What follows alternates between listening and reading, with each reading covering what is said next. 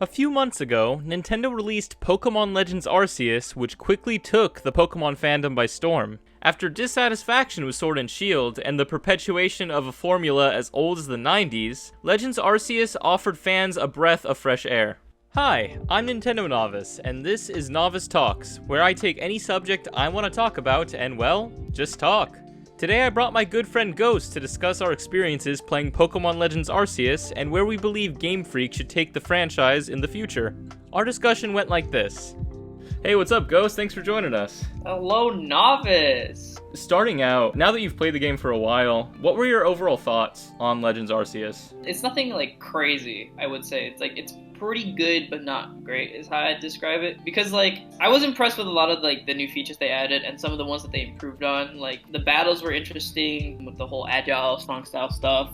I enjoyed a lot of the world building in the story. I think the biggest thing I noticed, right off the bat, I did genuinely enjoy, the fact that, the characters emoted, that their speech patterns are pretty interesting. I like the story. I kind of like the idea that, God himself just kind of yoinked you and then just threw you into the past and was like, you know what? Here's an iPhone. Go find all the Pokemon, and just kind of flung you at Hisui. For some reason, I found that, hilarious. I also like the fact that, the way they handled you as a protagonist, because the context of Hisui, battling in the most traditional sense isn't, as refined. Pokeballs are a recent invention. So, it kind of makes sense because your player character is getting pulled from who knows where, but wherever they're from, they already have, a strong grasp of, how Pokemon battles work. You're the gold standard by a huge margin, but it makes sense because it's not oh yeah, I was just born this way. No, you were literally isekai'd by Arceus himself. The only reason I say it's not great is because I did enjoy the open world. The open world's nice, but I think my biggest issue was big empty space syndrome. It had so much space, there just wasn't enough things in there.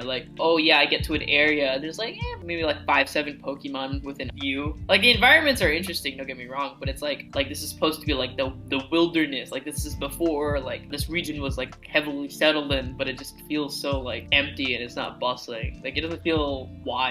I definitely agree with you, and I think you made a lot of really good points there. Just digesting all of what you said, going back to the battle system, I know me personally, I had a lot of fun, especially focusing in on certain stats, just experimenting with the agile and strong style. I think that's the first time they really messed with the formula to that extent. I know they did triple battles and rotation battles back in Black and White, and of course they've had different forms like Gigantamaxing and stuff like that before, but I don't know, something about just making the speed stat that much more useful in various ways was really cool. I also did take notice, and I'm glad you brought this up, about actually the main character emoting for the first time ever. I know in previous Pokemon games, there would be a very emotionally distraught thing going on, and you'd have this main character just staring soullessly into whatever was happening. This giant Dark Lord Pokemon from the underworld comes up, and he's just ah. It was honestly kind of a breath of fresh air just seeing him express some of the emotions that I was having while I was playing the game too. I'm wow, I feel the character I'm playing actually somewhat relates to me. In terms of the open space syndrome, I don't know, I feel me personally when I was going through the game, and I've heard people make that complaint about the open space syndrome before, but for me, I was just so excited about the idea of just going and exploring and catching and finding new Pokemon that it didn't really stand out all that much to me. There were times though when I think I felt this especially in the Alabaster Icelands, where there was a lot of color absent in the environment and it just seemed very bleak and almost it didn't feel good to be in. It felt they could have added a little bit more color and made it a little bit more vibrant. I just felt at some points the open space just got uncomfortable, almost bleak even. I think the reason why that stood out to me in particular was just because I've played a lot of open world games. I think the problem that I have with it is mainly just stemming from the fact that a lot of the games on the market right now have open world elements in them, and the issue with a lot of them is it's kind of a pseudo open world or a half open world where it's yeah, you can go all over the map, but there's not that much to do. I would consider it a minor complaint, and I think the only reason I say that is because there was just times where I had nothing to do. I was catching Pokemon and whatnot, but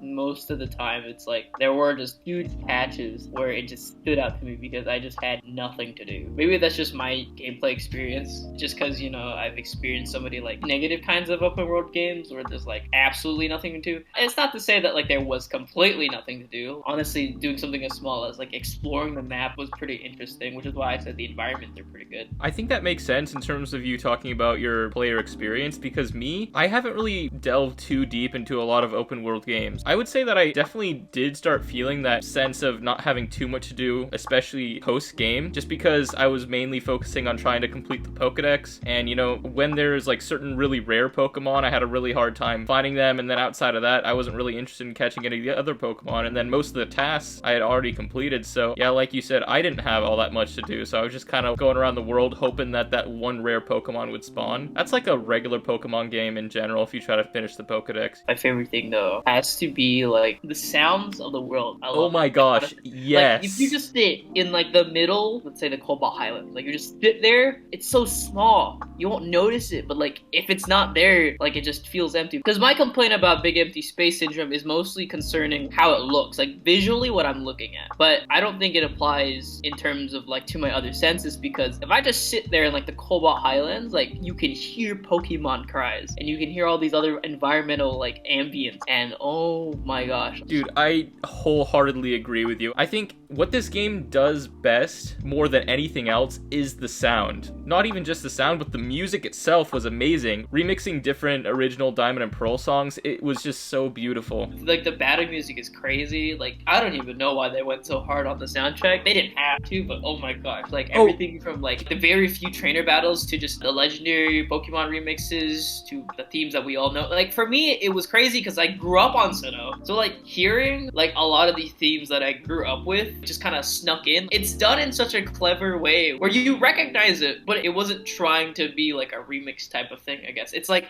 they took like the general theme, the motif that they had from like the original theme, such as like the gym leader theme, and then they just somehow cleverly implemented and just snuck it in. It's like, ugh.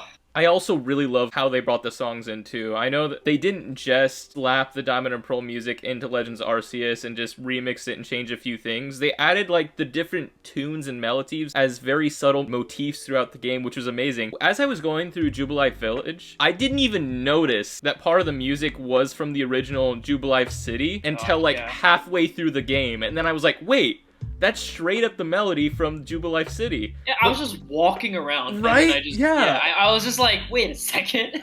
Wait, it's like I didn't notice. I was like, am I hearing this right? And I think like that's a sign that they did the music justice. They really did. Yeah. Okay, a little side note, they did not have to go that hard with the evolution music or the evolution animation at all. They did not. And speaking of animation, oh my gosh. I don't care what anybody says. The animations for this game were massive step ups from Sword and Shield and Sun and Moon. Because Sword and Shield, those animations disappointed me. When I got to Legends Arceus and I saw the animations, these moves felt like they had like weight to them. Like not only does it look like these Pokemon are genuinely executing the moves, the animations did a lot of these like bigger moves justice. These bigger moves hit, like for example, like the Hydro Pump animation. That's straight up a Kamehameha. Think about Hyper Beam. Hyper Beam looks sick, bro. Like the fact that the Pokemon will literally charge forward, like to physically hit the other Pokemon, rather than just like Machamp would like throw a punch with his right arm, and then it would like aggressively cut to the Pokemon and then play like the hit animation.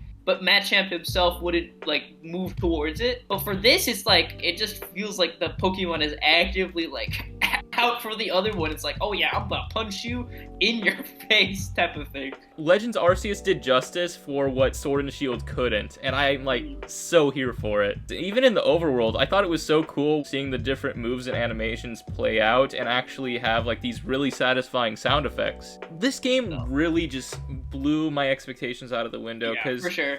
Like, I came in with, like, a negative mindset, you know, thinking about Sword and Shield and how the Pokemon Company's been handling their games. I really didn't have high expectations for this game at all. I thought it was just going to be cruddy. They did the great things really well. One more thing I want to touch on before we move on is, compared to most Pokemon game stories, where it just kind of seems like you're just going throughout the motions and you're being praised for everything, you still have to prove yourself throughout the game. And that definitely plays heavily into the storyline later on, which I will not spoil for anyone watching, but I love just the feeling that you genuinely have to prove yourself to this village and that you're a character that's really just defining your own fate. But, of course, we do still have to address the elephant in the room, which is the graphics in the game. Do you think the graphics inhibited your game experience at all? When I looked at the game at first, I definitely did think about it. I could agree with anybody saying, like, it was definitely lacking in a lot of areas, like some animations just wouldn't work. Or even worse, like sometimes Pokemon or environment objects would just kind of pop in out of nowhere sometimes. If you look at something for a little too long, you start to notice something that doesn't look right with it. The more I kept looking at the trees, the more out of place it felt. And the texture was just so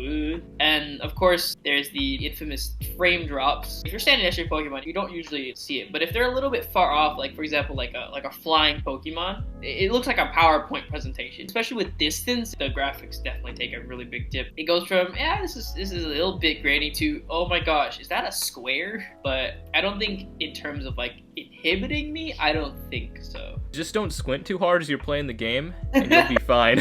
It's just, you know what, that's fair. But I do have to disagree with you at least a little bit, because I did feel like for the most part, the graphics didn't really inhibit my gameplay experience that much, but there were times where there was some mechanics and some graphics that were clunky, and it was just really difficult to ignore. A few of those were when I was flying through the air. Like, the main use I had for that, of course, you know, going to different places, but the second biggest use was trying to locate different types of Pokemon.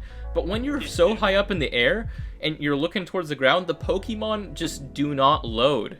You cannot see the Pokemon from too high up in the air. Like, you're just flying up there looking at a barren land. Oh, if you go a little lower, the Pokemon just start to spawn just a little bit. But I thought that was really annoying because here I am wanting to go to the highest point as possible to get the best look at all the Pokemon available down there. But I wasn't able to do that just because the graphics weren't there. Looking at a far distance and just seeing like an alpha Pokemon just kind of glitching out and doing like 1 frame per second, that really bothered me. Like, when things were close by, it was fine, but you just can't ignore some of the things that just wouldn't load until you got really close to it. It's like you have to try to ignore it for Game Freak. One other thing that really bothered me was when I was riding Weirdeer and I was trying to use the jump to climb mountains and stuff like that, that brother would just glitch out all over the place. And like certain mountains that you think you'd be able to climb with Weirdeer, it just didn't work for some reason unless you tried to go at it a specific angle or way, but it just wasn't very intuitive. You know, talking about the graphics, how it was an obvious blemish, but in comparison to the gameplay and overall experience was very minuscule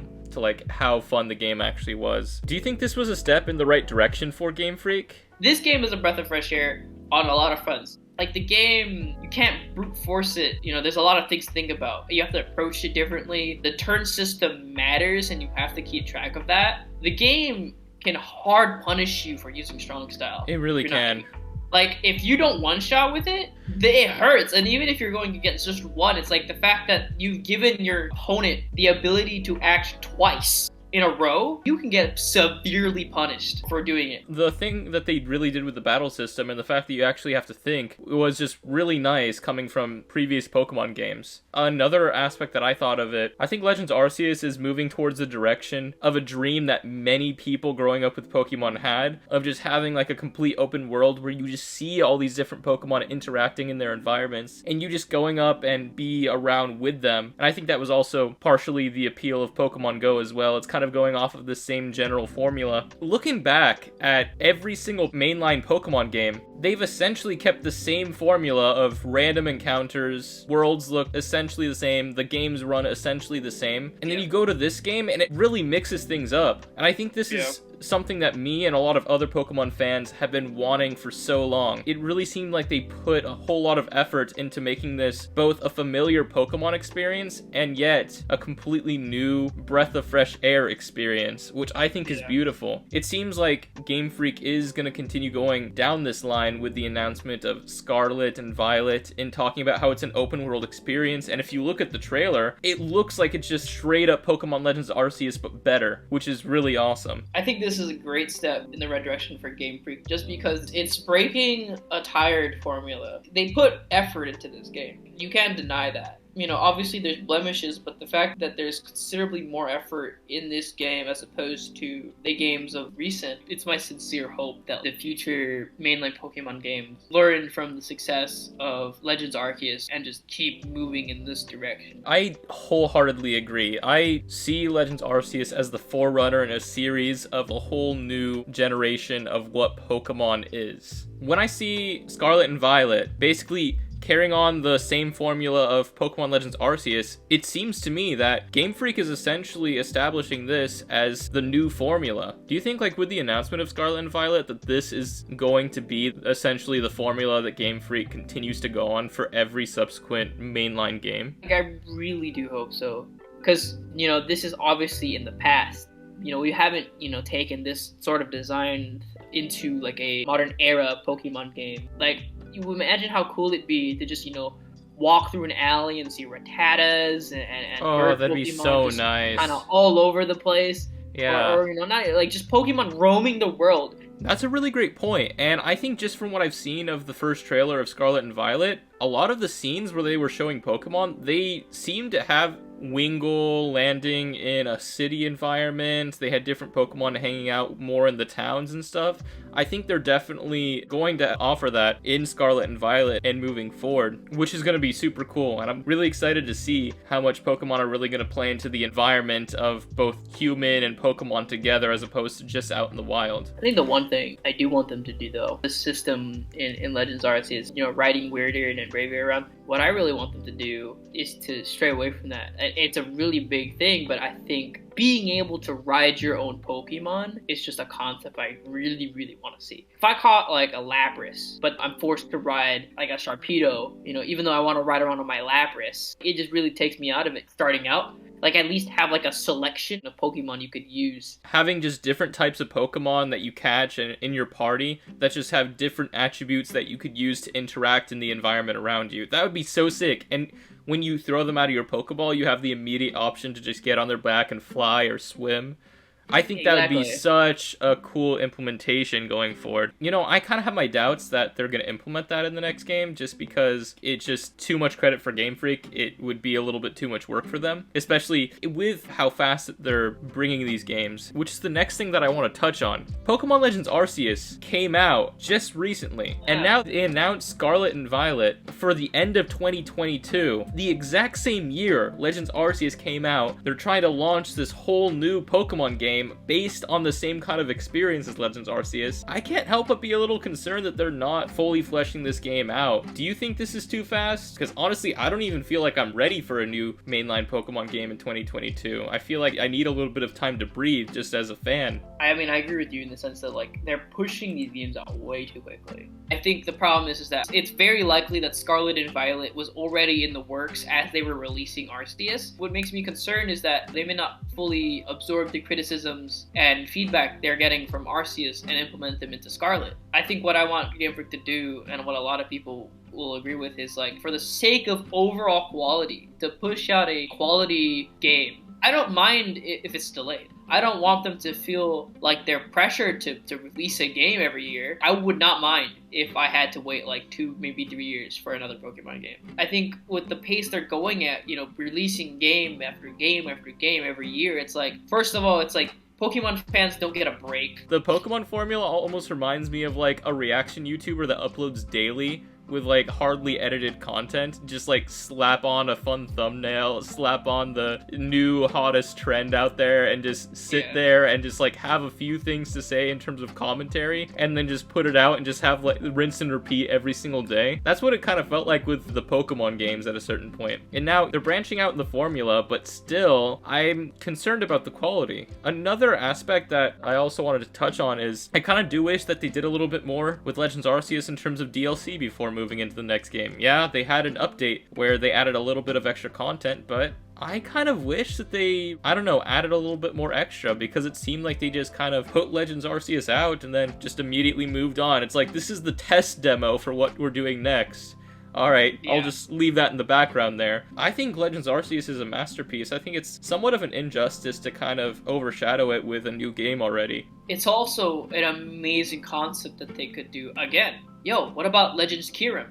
What about Legends Zygarde? And I am so down for that. Like, I'm so down for these lore type games where it's like you just learn more about the past. But like coming back to like what you were saying with like Arceus and its DLC, I also agree. The game, I feel like, is one of those games where it's like I wouldn't mind a DLC because the game is good on its standalone. It's not like those games where it's like, oh yeah, here's the game, and for like 60 extra bucks, you can pay for what the actual game is. It's like, no.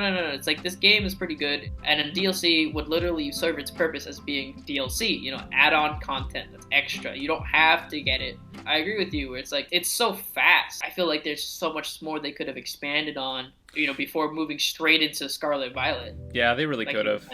Before we end the video, are there any closing thoughts that you'd like to give about Legends Arceus, the future of Pokemon, or just Pokemon in general? I really do hope that they keep moving forward and they keep making further improvements on the design and concept. They handled it in a really good way where it's like they didn't handhold me, but they also gave me a solid direction to move in, and I knew what I should do. But they still gave me the freedom to do it in my own pace, which is what I really enjoyed. What I really want to see for the future of Pokemon, the concept that Legends Arceus has laid down, I really want them to keep. Like, I want them to keep this approach. I want them to tell cool stories. You know, Game Freak still has a lot to prove because it's like, you know, this is a good game, but like, can you do it again? Can you prove to me that you are capable of putting out a good game, or a game that isn't suffering from all these issues such as inferior story, inferior gameplay, inferior difficulty? What I want is you to take the stuff that you've established in Arceus, such as an interesting battle system, such as an interesting story, character expressions, Pokemon interactions. Like, this is a type of development that takes time, and I'm willing to wait for that. I don't want to look back, you know, 2-3 years from now and be like, oh my gosh, Legends Arceus really was what Pokemon could have been. I want to look back and be like, Legends Arceus is the thing that started it all, and it just got better and better after that. I 100% agree. I think only time will tell where Game Freak really takes us, if they drop the ball with the whole open world, really immersive story, actually challenging gameplay, or if they're gonna really blossom and make this something new and beautiful. Before we end, would you want to shout out your socials or just anything you'd like to advertise? If you want to follow me on Instagram, my social is Vince the Ghost, no spaces, with an underscore at the end of it. And my YouTube is the exact same name, Vince the Ghost. At the moment, I'm posting a series of remixes of League of Legends character themes, and I also post dance videos every now and then. But yeah, if you guys want to like at least give my stuff a listen and maybe subscribe, that'd be cool. Thank you so much for coming on, Ghost. I really appreciate your time and everything you had to say about Pokemon Legends Arceus. Yeah, thank you for having me, Novice. So that just about wraps up my conversation with Ghost. While there are some noticeable flaws in Pokemon Legends Arceus, it was an overall solid game that we both genuinely enjoyed. Ultimately, we hope this is the birth of a new era of Pokemon games, but can't help but be concerned that Game Freak isn't taking the time necessary to learn from their mistakes in making Scarlet and Violet and any other future games the best they can be. If you'd like to add to the conversation, be sure to leave a comment down below and subscribe for more funny and serious Nintendo content. And be sure to check out my previous Novice Talks where I brought on my friend Willow Tillo and we discussed the future of Nintendo's Mario Kart franchise. But as always, remember, when life gives you coins, make 1-ups.